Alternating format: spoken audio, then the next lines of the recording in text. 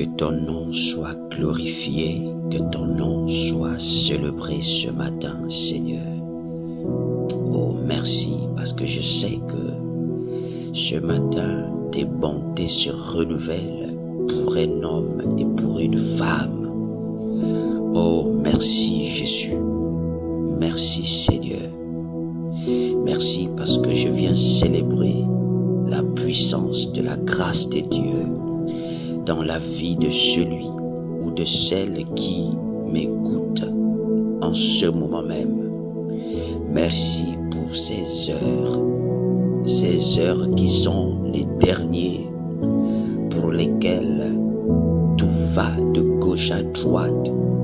Mais nous avons besoin de comprendre pendant que nous sommes à ces heures qui sont les dernières. Oh Jésus-Christ, nous avons besoin de nous enraciner en toi. Aide-nous à nous enraciner en toi, malgré les vents et les tempêtes. Aide-nous à nous enraciner en toi. Donne-nous de nous enraciner profondément en toi. Que la gloire te revienne, Seigneur, au nom de Jésus-Christ. Amen. Deuxième point, le point B. Endurer sa course. Endurer sa course. Nous voulons donc comme ça terminer ce matin avec ces derniers conseils. Endurer sa course. Nous avons dit que nous sommes dans une course d'endurance. Et la course d'endurance est égale à 2 points. Ce n'est pas court, c'est long. C'est-à-dire que le chemin est long. Mais ce n'est pas parce que le chemin est long que tu as tout le temps du chemin. Ce n'est pas parce que le chemin soit long que tu as à parcourir tout le chemin. Non, tu as ton chemin à parcourir. Et si tu as ton chemin à parcourir, cela sous-entend que tu as un temps déterminé. Et si tu as un temps déterminé, cela t'amène donc à comprendre que tu n'as pas à jouer avec ta vie spirituelle, avec ta vie, avec ta marche. Tu ne dois pas t'amuser parce que ton temps est déterminé. C'est pourquoi l'audio précédent a eu pour objectif de nous conscientiser du temps qui nous est imparti. C'est-à-dire que lorsque tu considères que le temps m'est imparti, tu ne fais plus n'importe comment. Tu n'agis plus n'importe comment. Car lorsque le temps t'est imparti, ton objectif, c'est de préserver le temps qui t'est imparti. C'est de ne pas te jeter dans tout à la fois. Soyez concentrés sur les objectifs. Pourquoi? Parce que nous avons compris que quand Dieu appelle, c'est pour une mission. Restons concentrés sur la mission pour laquelle nous avions été appelés. Que quelqu'un retienne cela ce matin. Nous terminons cette dernière phase des conseils. Oh bien-aimés, écoutez ce matin. Écoutez ce matin.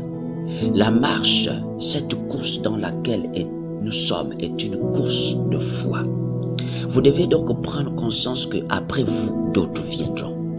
Après vous, quelqu'un viendra. Dieu commence avec toi pour terminer avec toi ce qui est pour toi. Mais quelqu'un viendra après toi. Prends conscience qu'après toi, quelqu'un d'autre viendra. Donc tout ne se limite pas par toi. Ce que Dieu te demande de faire aujourd'hui ne se termine pas avec toi.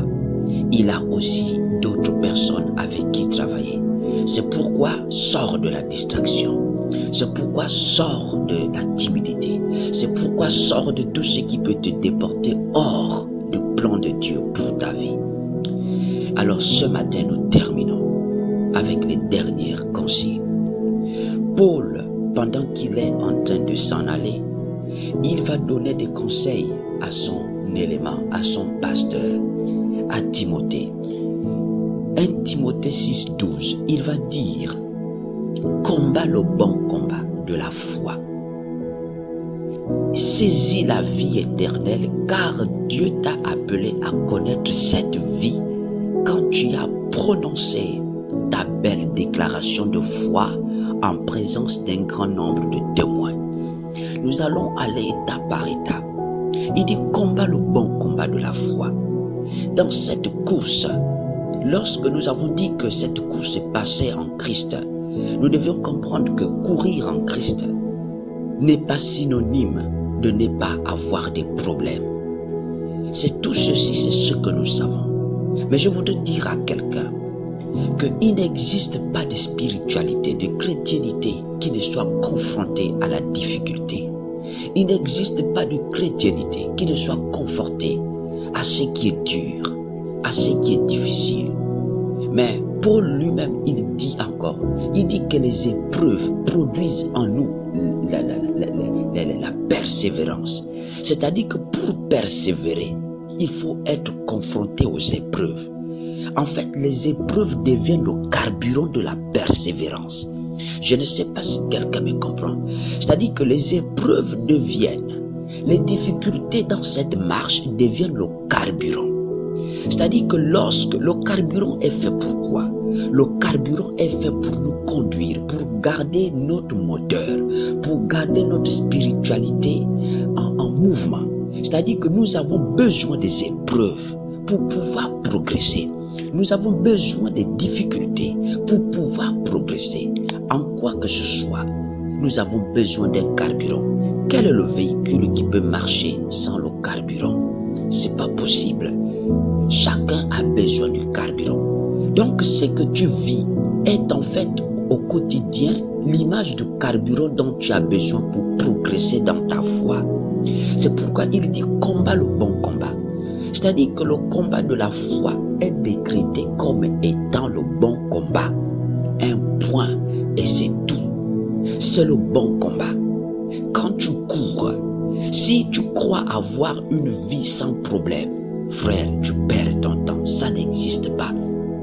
Si tu penses avoir une vie où tu n'es pas secoué, ça n'existe pas. Mais il te dit quand tu es dans la volonté de Dieu, quand vous êtes dans la volonté de Dieu et que vous êtes secoué, lorsque vous êtes dans la volonté de Dieu, que vous êtes tenté, lorsque vous êtes dans la volonté de Dieu, que ces problèmes arrivent, sachez que c'est le bon combat. Et un bon combat est un combat gagné d'avance. Marchez par la foi et non par la vue. Or, la foi vient de ce que l'on entend. Et ce que l'on entend vient de la parole de Dieu. C'est-à-dire que ce qui t'alimente, c'est ce qui a créé toutes choses. En d'autres termes, marcher par la foi, ce n'est pas marcher aveuglement.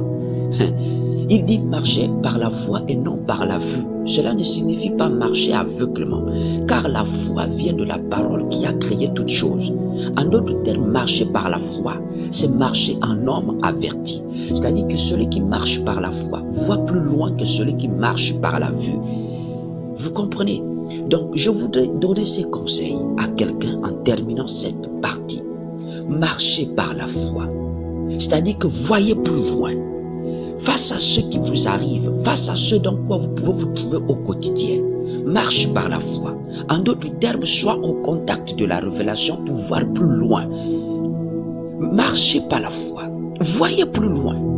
Voyez au-delà de ce que les hommes peuvent vous dire. Voyez au-delà. C'est Dieu qui voit plus loin. Que la parole vous donne la capacité. Marcher par la foi, c'est voir au-delà de ce que l'homme peut voir.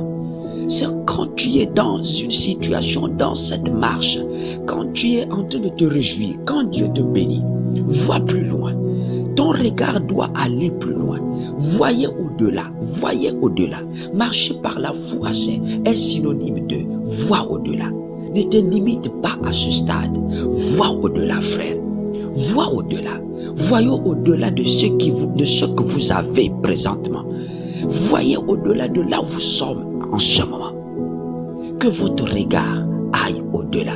Que votre vision soit au-delà. Que votre vision soit focalisée sur l'éternité. L'éternité, frère. L'éternité. Il termine son discours, je vais terminer par là. Il dit, à partir de verset B, il dit, saisis la vie éternelle. Car Dieu t'a appelé à connaître cette vie quand tu as prononcé ta belle déclaration de foi en présence d'un grand nombre.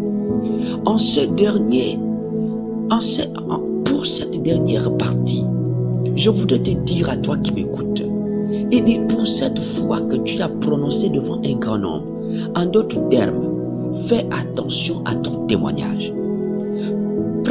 Fais attention à ton témoignage. Car le jour que tu t'es engagé, les hommes t'ont vu. Le jour que tu t'es engagé, il y a des frères dans la foi qui t'ont vu. En d'autres termes, ne lâche pas.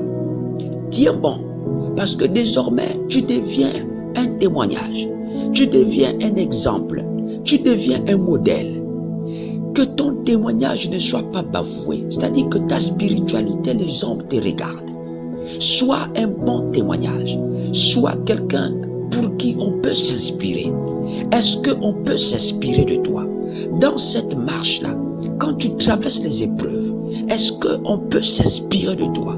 Est-ce que quelqu'un peut s'inspirer de toi aujourd'hui pour dire, voilà, cette femme reste un modèle. Au-delà de ce par quoi elle est passée, je voudrais m'inspirer de cette femme. Je voudrais m'inspirer de cet homme parce que c'est un modèle pour moi. Aujourd'hui, nombreux ne prennent plus soin de leur témoignage. Les amis, alors que nous sommes en train de terminer ce sous-thème 4, je voudrais dire à quelqu'un, fais attention à ton témoignage. Même lorsque tout le monde abandonne, toi fais attention à ton témoignage. Quand tout le monde ne veut plus progresser, fais attention à ton témoignage. Car même dans l'ombre, il y a quelqu'un qui te regarde, il y a quelqu'un qui t'écoute, il y a quelqu'un qui te suit. Fais attention à ton témoignage. Il y en a qui t'observent. Ne te comporte plus comme tout le monde. Fais attention à ton témoignage. Sois un modèle. Je vais te poser la question donc au terme de ce sous-thème. Est-ce que quelqu'un peut compter sur toi? Est-ce que Dieu peut compter sur toi? Est-ce que tu es conscient que tu es un témoignage? Tu es un modèle pour beaucoup. Et quand tu lâches, tu peux causer la chute de plusieurs personnes. Il y en a qui ne soient pas une occasion de découragement pour les uns et les autres. Non, tenez fort, parce que les uns et les autres vous regardent. Vous êtes un challenge. Vous êtes quelqu'un de considéré par plusieurs personnes. Alors, restez toujours un modèle. Soyez un modèle pour plusieurs personnes et que Dieu vous bénisse. Je termine donc en disant que Dieu bénisse et que Dieu garde dans ton cœur toutes ces paroles que tu as écoutées. Que nous terminons en disant, demeure un modèle pour plusieurs personnes. Demeurez des modèles. Modèles dans la foi, modèles en prière, modèles dans les actions qui apportent la vie, modèles dans le soutien des hommes et des femmes, modèles dans l'édification. Soyez des modèles. Je dis soyez des modèles, peu importe ce qui arrive. Demeurez des modèles. Que Dieu vous bénisse. Au nom de Jésus-Christ.